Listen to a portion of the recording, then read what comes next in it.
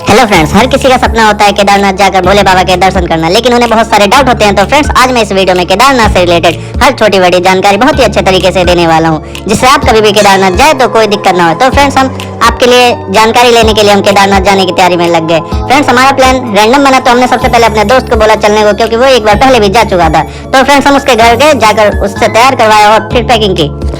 Packing के बाद हमने भाई को बोला, भाई हमें आधे रास्ते तक छोड़ दो जिससे हम बस पकड़ ले। फिर भाई ने हमें आधे रास्ते पर छोड़ दिया और फिर हमने हरिद्वार के लिए बस पकड़ लिया, जिसका फेयर था 385 पर पर्सन। तो फिर उसके बाद भाई ने हमें टाटा बाय बाय किया और हमने भाई को भी वहां से टाटा बाय बाय करके वापसी भेजा घर। और फिर हम लोग बस में, रात में बस काफी खाली थी, तो हम लोग आराम से उसमें सोते हुए गए और बस करीबन 4.5 आवर में पहुंचाने को ड्राइवर भैया ने कहा।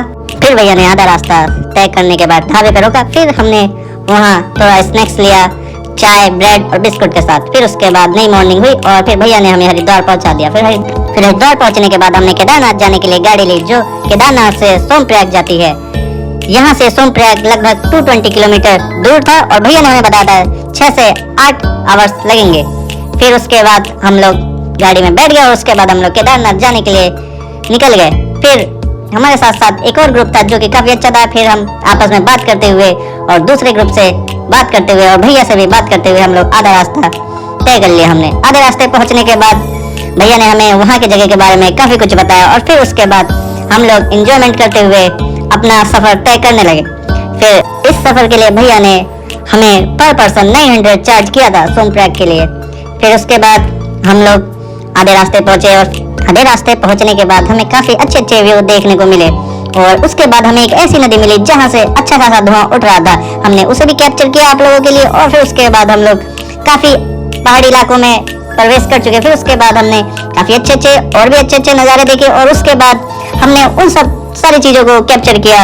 और फिर हम लोग इसी तरीके से आगे की ओर जाते गए और फिर उसके बाद हम लोगों को अपनी मंजिल करीब दिखाई देने लगी। फिर उसके बाद काफी ऊंची जगह हम लोग आ चुके थे, जहां से नीचे का नजारा काफी अच्छा दिख रहा था। फिर उसके बाद हम लोग उन सब नजारों को भी फोटो में और वीडियो में कैप्चर करने लगे और धीरे धीरे हम लोग काफी आगे की ओर आ गए। फिर उसके बाद भैया ने हमें काफी कुछ अच्छा खासा और काफी कुछ के बारे में बताया। फिर उसके बाद हम अपने केदारनाथ रास्ते के लिए काफी आगे आ चुके थे।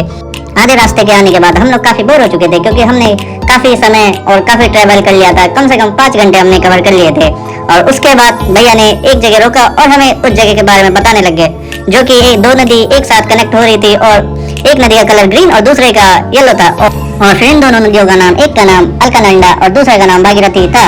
और फिर उसके बाद हम लोग आगे की ओर निकल गए और फिर उसके बाद भैया की गाड़ी खराब हो गई। फिर भैया ने गाड़ी रिपेयर करवाया। फिर उसके बाद हम लोगों को एक अच्छा सा व्यू दिखा जहाँ एक हेलीकॉप्टर था। फिर हम लोग उसके बारे में पता करने के लिए हम लोग आगे की ओर चले गए। वहां जाकर पता चला कि इसकी booking online IRCTC Uttarakhand app के द्वारा होगा। फिर उसके बाद हम लोग आगे की ओर निकल गए। ये सब पता करने के बाद फिर आधे रास्ता सफर तय करने के बाद हम लोग अपनी मंजिल के पास पहुंच गए। फिर हम लोग सोमप्रयाग उतर के अपना सामान उठाया और भैया को पेमेंट की। और आप लोग भी यहाँ अपनी बाइक से आ सकते हो और यहाँ आप अपनी बाइक पार्क कर सकते हो। फिर उसके बाद हम लोगों ने सोमप्रयाग में होटल लिया और फिर वहाँ अपना सामान रखे। और फिर उसके बाद हम लोगों को लगी थी भूख। फिर हम खाना खाने आ गए, जहाँ की कीमत एक प्लेट के 150 रुपए और अनलिमिटेड फूड था।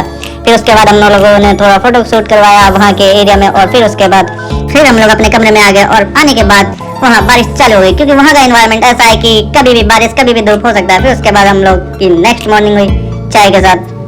फिर उसके बाद हमने थोड़ा बाहर का व्यू कैप्चर किया और फिर उसके बाद हम लोग केदारनाथ की चढ़ाई के लिए हम लोग तैयार होने लग गए। फिर उसके बाद हमने चाय की चुस्की और बिस्कुट के साथ हमने मॉर्निंग की शुरुआत करी और नहा धोकर हम लोग अपने बैग को प्रिपेयर करने लग गए केदारनाथ जा। और फिर उसके बाद हमने छोटा मोटा सामान को अपने हल्के फुल्के बैग में रख लिया, जैकेट वगैरह। और फिर उसके बाद हम लोग टाटा बाय बाय रूम को करने लगे और उसके बाद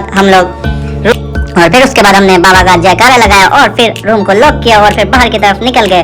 और फिर हम लोग केदारनाथ जाने के लिए हम लोग फिर बाहर की ओर आते गए। और फिर उसके बाद हमने अच्छा खासा मॉर्निंग के लिए व्यू कैप्चर किया और फिर उसके बाद हम लोग अपने रास्ते की ओर आगे बढ़ते चले गए। फिर उसके बाद फिर हमें करीबन कम से कम 800 या 900 मीटर आगे जाना था गौरीकुंड के लिए, जिससे वहां से हम केदारनाथ की ट्रैकिंग स्टार्ट कर सके। उससे के लिए हम लोग आगे की ओर चलते गए और फिर हम लोगों ने अपना सामान और लगेज भी साथ ले रखा था। और फिर उसके बाद हम लोगों ने वहां निकलने के बाद सबसे पहले केदारनाथ जाने के लिए हम लोगों ने रजिस्ट्रेशन करवाया, जिससे कि केदारनाथ के लिए हमें कोई दिक्कत ना हो। फिर उसके बाद हम लोग रजिस्ट्रेशन करवाने पहुंच गए और फिर रजिस्ट्रेशन करवाने के बाद हम लोग गौरीकुंड के लिए निकल गए।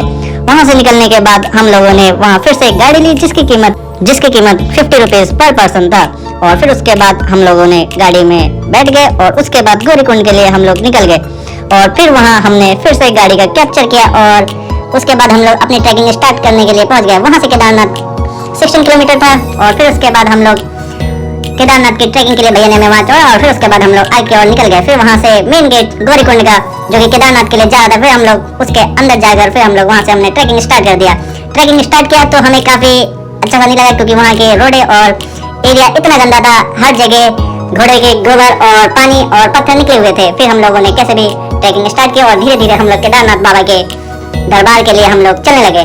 और उसके बाद चलते चलते हमने काफी एंजॉयमेंट किया और काफी कुछ देखा। वहाँ आपको जगह जगह छोटे छोटे स्टॉल देखने को मिलेंगे, जहाँ हर एक छोटी सी चीज की कीमत काफी हाई होती है। और फिर उसके बाद हम लोग आगे की ओर निकल गए और यहाँ घोड़े की कीमत अभी अप्रोक्स 3000 के अराउंड है, क्योंकि हम लोग सेप्टेम्बर में आए हैं तो यहाँ अभी थोड़ा क्राउडी तो कम रहता है। और इसके बाद हम लोग आगे की ओर निकल गए और पिट्ठू वाले जो भैया होते हैं उनका केजी के हिसाब से प्राइस होता है। छोटे बच्चों का 3 से 4000 और बड़े आदमियों का कम से कम 8 से 9000 रुपए होता है। फिर हम लोग धीरे धीरे आगे निकले और हमने काफी फोटो शूट किया और रील्स बनाई। और उसके बाद हम लोग पहाड़ी मैगी और जलेबी के साथ थोड़ा नाश्ता किया और फिर उसके बाद हम लोग फिर निकल गए और हमने वहाँ थोड़ा फोटो शूट करवाया। और काफी सारी जगह ऐसी थी जहाँ आपको जगह जगह झरने और नदियाँ देखने को मिलेंगी।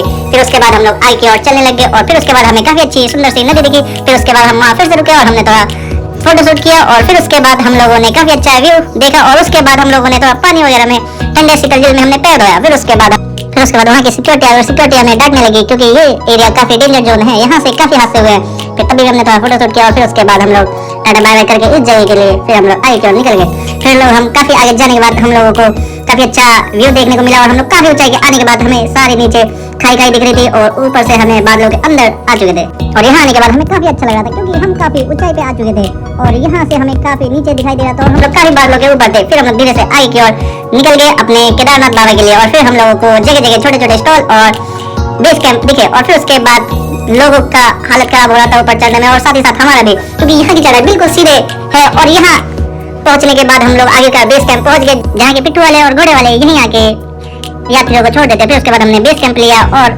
वहाँ हम लोग अपने बेस कैंप में थोड़ा सा हमने आराम कर लिया और काफी हम लोग 7:30 बजे चलने के बाद हम लोग यहाँ 4:30 तक पहुंच चुके थे। और फिर उसके बाद हम लोगों ने हेलीपैड के पास अपना बेस कैंप लिया, जहाँ पे हेलीपैड बिल्कुल क्लियर नजर आ रहा था। फिर उसके बाद हम लोगों ने अपने बेस कैंप में थोड़ा आराम किया और फिर उसके बाद इवनिंग होने के बाद हम लोगों ने थोड़ा सा फोटो शूट किया और उसके बाद हम लोग केदारनाथ बाबा के आरती के लिए हम लोग वहाँ से चले गए। फिर उसके बाद जाते जाते हम लोगों ने काफी सारे फोटो शूट किए और जगह जगह अच्छे अच्छे व्यू को हमने कैप्चर किया। फिर उसके बाद फिर हम लोगों को लगी थी भूख, फिर हमने वहाँ के छोटे से स्टॉल में हम लोगों ने पराठे और मैगी को ऑर्डर किया और फिर उसके बाद हम एक दूसरे जनों ने अपना पेट पूजा किया और फिर हम लोग केदारनाथ बाबा के लिए निकल गए। फिर इवनिंग होते ही वहाँ का अच्छा खासा व्यू देखने को मिला, सब जगह लाइटिंग और काफी अच्छी अच्छी नदी और काफी ऊंची ऊंची इमारतें देखने को मिली। फिर हम लोगों ने केदार बाबा को दूर से देखा और फिर हम लोगों को काफी खुशी हुई। फिर उसके बाद हम लोग केदार बाबा के पास जाने लगे और जाते जाते वहाँ के केदार बाबा की इवनिंग देख के हमें काफी अच्छा सा लगा, क्योंकि वहाँ काफी लाइटें और काफी लोग थे। और फिर वहाँ धीरे से हमने आरती ली और आरती का एंजॉयमेंट किया और फिर हमने पूजा पाठ किया और प्रसाद को चढ़ाया। फिर उसके बाद हम लोगों ने काफी सारे फोटो शूट करवाए, क्योंकि वहाँ का काफी अच्छा व्यू था और काफी अच्छी अच्छी चीजें थी। फिर उसके बाद हम लोगों ने दर्शन किए केदारनाथ जी के और फिर उसके बाद इवनिंग होते ही टाइमिंग के साथ केदारनाथ बाबा का दरबार बंद हो गया।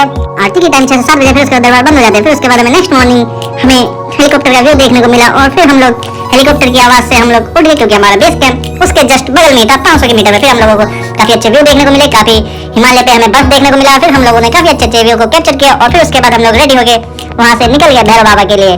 फिर भैरव बाबा के पास निकलने के लिए हम लोगों ने जल्दी जल्दी रेडी हुए और मॉर्निंग व्यू कैप्चर करने के बाद हम लोग फिर हेलीपैड के पास पहुंचे और वहां जाकर हमने हेलीकॉप्टर के काफी अच्छे अच्छे व्यू और हिमालय के काफी अच्छे अच्छे व्यू को कैप्चर किया। फिर उसके बाद हम लोग केदार बाबा के लिए हम लोग निकल गए थोड़े से फोटोशूट और व्यू को कैप्चर करने के बाद। फिर हम लोगों को केदार बाबा काफी दूर दिख रहे थे। फिर उसके बाद हमने हिम्मत नहीं आ रही, फिर उसके बाद हम लोग आगे के लिए निकल गए और काफी सारे हमने हेलीकॉप्टर के व्यू लिए और काफी सारे फोटो लिए। उसके बाद हम लोग सीधा भैरव बाबा के लिए निकल गए, क्योंकि काफी लेट हो चुका था और मॉर्निंग के 7 बज रहे थे। और फिर उसके बाद हम लोग सीधा भैरव बाबा के लिए आगे की ओर चलने लगे।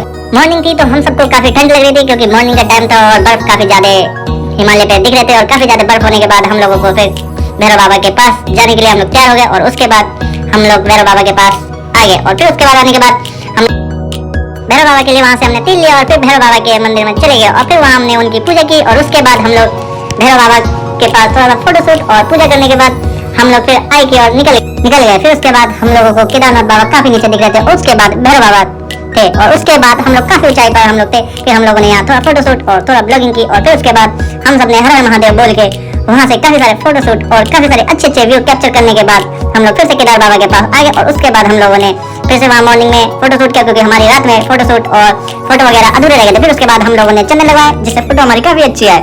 फिर धीरे धीरे करके हमारे सारे ग्रुपों ने एक एक करके चंदन लगाया। फिर उसके बाद हम लोगों ने चंदन लगवाने के बाद हम लोगों ने वहाँ पे घर बनाया क्योंकि यहाँ का मानना है घर बनाने से आपका घर काफी अच्छा बनता है। फिर उसके बाद हम लोगों ने बाबा से थोड़ा मुरादे और विशेष वगैरह मांगे और फिर उसके बाद हम लोगों ने एक भाई को अपना फोन देके हमने अपने ग्रुप की फोटो साथ में ली और फिर उसके बाद हम लोगों ने बाबा को नमस्कार किया और फिर बाय बाय बोल के